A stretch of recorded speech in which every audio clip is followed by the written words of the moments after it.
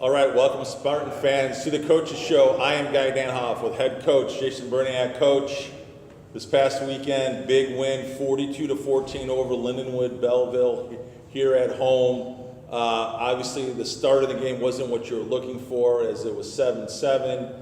Then even going into the early third quarter, we had scored right away. And then they came back on the very next drive, made it 14-14. And I think the big question that I'd like you to react to is, why for the slow start?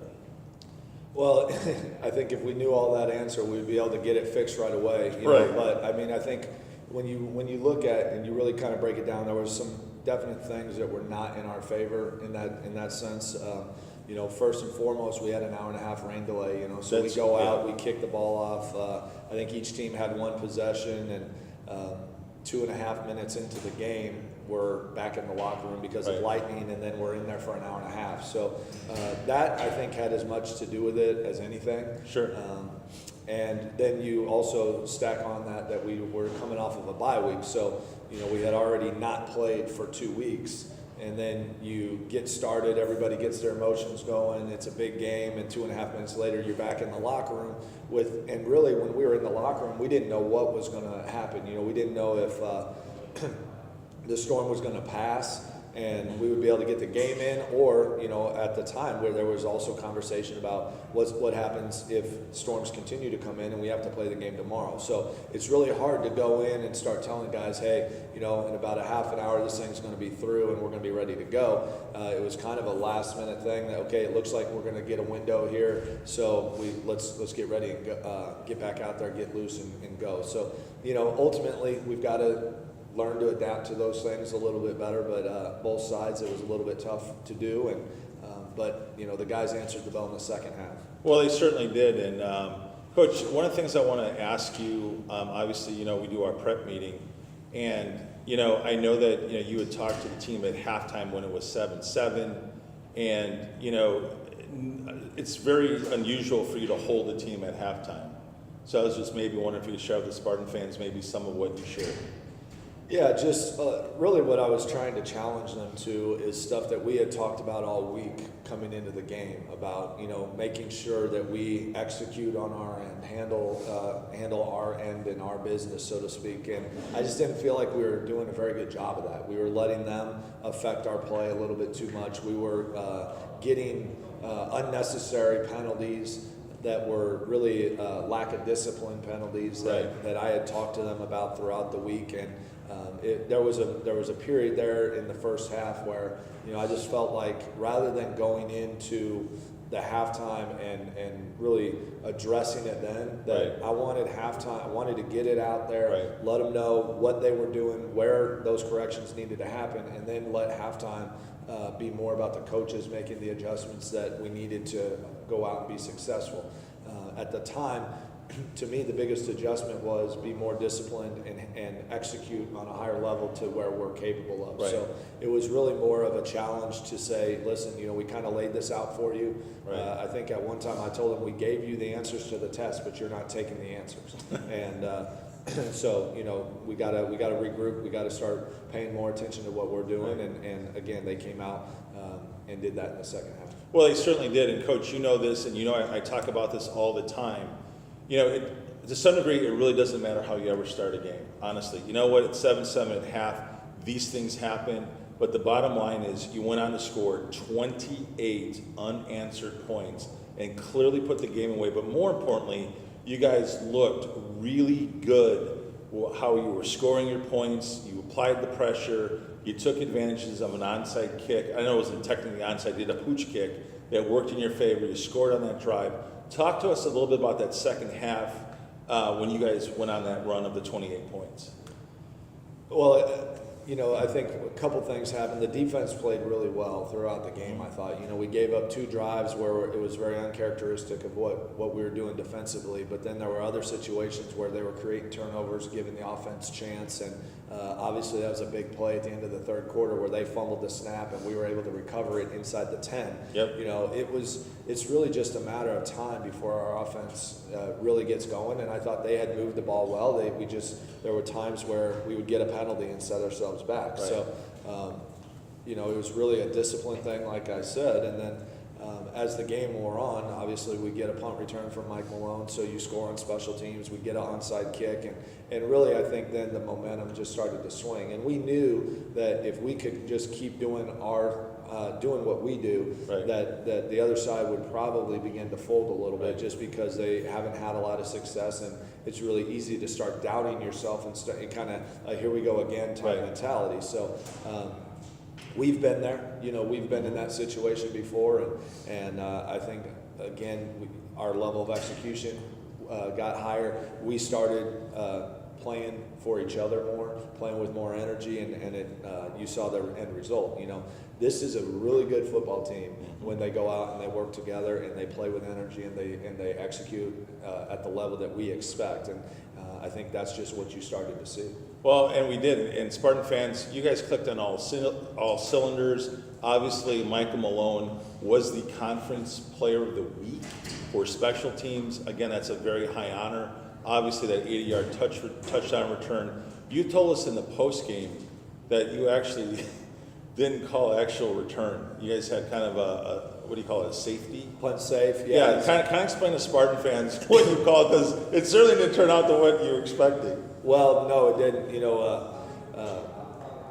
The punt before, right, they had run a fake punt on us, and we dropped coverage, didn't do our job on that well enough, and they got a big first down.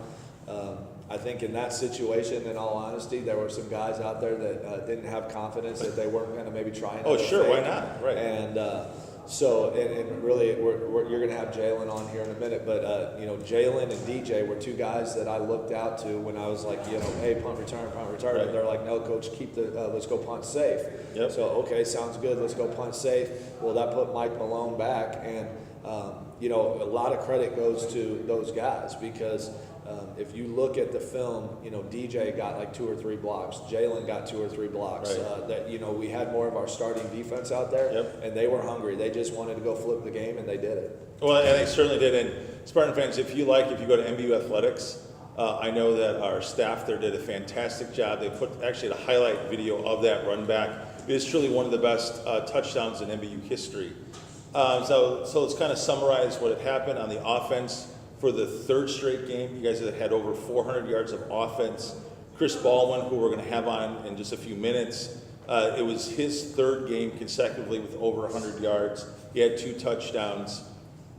Chase Brown, who you brought in relief, he had 2 touchdowns. He rushed for 1, he threw for 1, and yes, the 2-sport tight end, Big Roosevelt Henderson, just went up and grabbed a touchdown on the very first touchdown for the Spartans. So the offense, again, was getting it in gear and clicking. So this makes 3 games in a row now. You've won 2 out of your last 3, but in the last 3, you've scored 38 points, 25 points, and now 42 points. So with that being said, let's shift now to Concordia, okay? Concordia is ranked number 11 in the country. Concordia just upset St. Francis, who we're going to play in 2 weeks in Indiana. And they've only have 1 loss on the season, and they're playing some pretty good football right now. And then the week afterwards, they have to play Marion. So it's going to be really interesting to see how that plays out. So what's been your preparation this week for Concordia, knowing that they've had an all-league running back who can go for many yards, and what's it been like this week in practice? Oh, the guys have been locked in. I think all week long there's been a lot of chatter about, hey, I feel good about this. We're having a good week. We're excited for Saturday. And, yep, those are all really good things. And the thing that I've kind of told them about is, hey, don't lose sight of that. Keep that belief, keep that work ethic going. And I gave them a quote on Monday. That one person who believes outweighs 99 people who are interested. And so, I was like, let's believe that we can go out and do this, because there's talent on this team to do it. Concordia is playing really good football. They've yep, got a really tough defense. They haven't given up many points. They're actually number 1 in the league in turnover margin. We're actually number 2, right behind them. I like our defense. You mentioned their running back, Joe Connor, number yep, 13, Joe who Connor is a phenomenal running back. Yep. That's the guy that we got to go stop, and we've talked a lot about that. You know, they've got other weapons, but Right. I think, you know, we've got to take one of them out for sure. You know, we can't let him go off for 200 or so yards like we did last year. And we've got to be able to tackle. We've got to be able to run. And ultimately, I think this is going to be a result of the fastest, most physical team is going to win this ball game. Right. You know, and we have the firepower. You know, I think we've got some really good offensive and defensive linemen, good linebackers. We've got the pieces in certain spots. It's, again, going to be who gets off the bus. Are we going to execute? Are we going to play our game, or are we going to get caught up into the moment or being on the road or whatever it is? You know, there's no excuses on this deal. We're making a road trip, and, you know, I talked to them about knowing your why, and they all know what our why is this week. And we've had a good week, so we got to finish. I'll tell you what, just from talking to some of the players, they're really excited about this matchup. I mean, you guys know that, look, you're playing one of the better teams, or one of the more elite teams, if you would, in all of NAIA. I mean, this is a great challenge, as you would always say, but it's great to see the guys now have more belief and to see if you could really play. It's going to happen this Saturday at noon. So before we bring on your players, I wanted to ask you one last question, is give us some status updates. I know you said that Chase Brown will start at quarterback, had a great game, and then any injuries on either side of the ball? No injuries. We're really, really healthy. We've been fortunate this week. So I think everybody's going to be ready to go for Saturday. You know, Chase has had a good week. Gunner's had a good week. And, you know, so has Lucas. So, you know, I'm excited. I know the guys are. And we're going to make that road trip, and we all know our purpose. Yeah, well, I wish you all the best in Ann Arbor. That game time is going to be at noon. So, noon our time. Yeah, noon our time. Yeah, exactly. So I want to make sure I got that right. So with that, I'm going to bring on a couple of your players. I want to say thanks. This is actually the first time we've ever brought a player on your show. I know, and I'm going to compliment you because last week I got on you for your dress. You did. This week we got navy blue and gray with a little white and a little pink for breast cancer. You have to. Hey, for breast cancer awareness, you have to. I'm proud of you for stepping up your All right. All right. Let's bring up Jaylen Cowley, JC, strong safety. Jaylen, actually, we have a little cheat sheet because you got some pretty good stats. Welcome, my man. How are you? Yeah, number 7 on the season in 6 games. You've got 39 tackles, which puts you tied for 3rd on the team. And you got 26 solo tackles. You've got an interception, and you've broken up 2 passes. And the other thing I will say, again, and I can say this, that it's really amazing to think that you're just a sophomore and playing at the level you're playing, because you clearly are definitely one of those key leaders on defense, and Coach said some really good things about you. So we want to hear from your side. Talk to us through that conversation on the punt safety that went for a touchdown.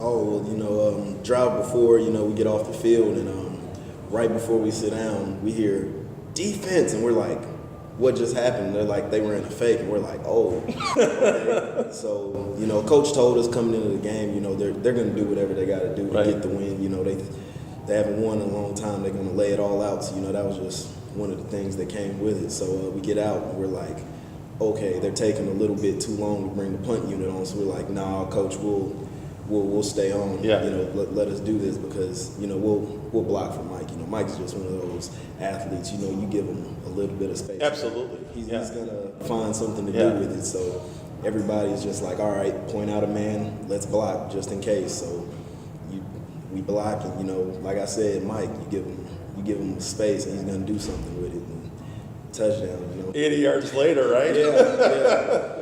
Dude, I think he broke like 6 tackles. I'm like, how is this guy? Well, let's verify. Was it 6? Okay, we got to verify it.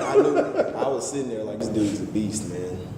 It was seriously one of the greatest returns I've ever seen. Oh, yeah. It was just gorgeous. And to think that it wasn't planned, that's even better. Oh, no, not at all. You guys just ran out of the safety. Yeah, that's it. So I want to let Spartan fans know something about JC. JC is the only player in MBU history to actually have been earn all conference week honors twice in his career. You did last year. Yeah. You were actually in Michigan. Yep, Sienna at Heights. Sienna Heights. I just remember you were coming off that edge, Oh, and you were, I mean, seriously, you were, there's nothing else I can say. You were just a disruptor. yeah. And then a couple weeks ago, you had, again, another monster game, and you also earned those honors. And maybe, let the Spartan fans know, what are you doing to prepare to play at the level you're playing? The biggest thing for me is, I want to be better than I was last season. A lot of people don't know this. Last season, I don't feel like I had played up to my full potential. Okay. So during the off season, I was like, I got to get better. So, it just came down to that game. One of the first plays, it ends up me, the running back, in the middle of the field, and I was like, okay. Then the second time rolls around, I'm like, okay, so it's going to be that type of game. Right. Got to get ready. Right. So it happened. Well, I want to pay you a compliment, and you may or may not have seen footage of him, but I was fortunate that I was on the coaching staff at Western Illinois back in the early 90s, and we had a safety named Rodney Harrison. And you probably know Rodney Harrison as the analyst on TV with Tony Dungy, right? Yeah. Well, I had the fortune of seeing him play his first 3 years, and one of the things that stuck out to me about Rodney, who went on to be an All-American for 1AA, is Rodney could intercept the ball, he could hit very hard, which he do. And the other thing is he can also rush from the edge, and he can create havoc wherever you put him on the field. And I want to say that you remind me of a young Rodney Harrison from the standpoint, I see you doing all these things now. And again, to see you do it as a sophomore, I'm guessing that Coach B's had something to do with it, your position coach. Also, having Connor Baumstadt as one of your GAs. I mean, your football IQ seems to be pretty high. How would you like to respond to that? Well, first, thank you. Honestly, I was lucky enough, still am, to have Baum and people like DJ and Coach B, Coach Baldwin, people that are so smart, because, a lot of people don't get to play for people like I do. Coach B played D1 ball, right. Coach Baldwin, All-American in college, played 10 years in the NFL. Baum just one of the more fundamental people I've ever played with. I was a little bit rough at first. They nurtured me through the whole season, and they did definitely make my football IQ a lot higher. Yeah. Almost to the point where sometimes we come out on the field and it's like me and DJ or me and KP. It's like we look at each other and it's almost like we can guess the play that's about to happen before it happens. Well, that's good. That means you're putting in the time, you're learning the reads, you're learning the film. All right, my man. Have fun this weekend in Ann Arbor, right? Yep. That city seems to do you well. All right, now let's bring in Chris. We're going to be now joined by Chris Baldwin. Chris, have a seat. Chris, again, got some really cool stats on you. First of all, how you doing? How are you doing? I'm good. Guy from College of DuPage, came from Harper College. I know that program's been long gone, but back in the day, we were the rivals. Honestly, we probably would have had a divider between us if that was back in the day. But good thing we're not back in the day. So let's bring Spartan fans up to speed. First and foremost, congratulations on setting the single season record for rushing by a Spartan in our program history. Right now, you're at 637 yards, and you still have 5 games to play. And you've only played 5 games, meaning you didn't play in the very first game, correct? Right. Yeah. You're averaging 4.8 yards per carry, and you have 6 touchdowns on the year. And your average is 127 yards per game. And so what I'd like to know is, in the last 3 weeks, you guys have had 400 yards of total offense, but you personally have had over at least 30 or more carries per game, and you're definitely averaging well over 100 a game. And I was wondering, what have you been doing, or what has the offense been doing to have that kind of consistency at this point? Well, we know what we got to do as far as playing. We got to play hard. The whole line. We just get the whole lineman going. They doing a good job up front blocking, making holes for me so I can get through there. Really giving glory to God. You feel me? That's awesome.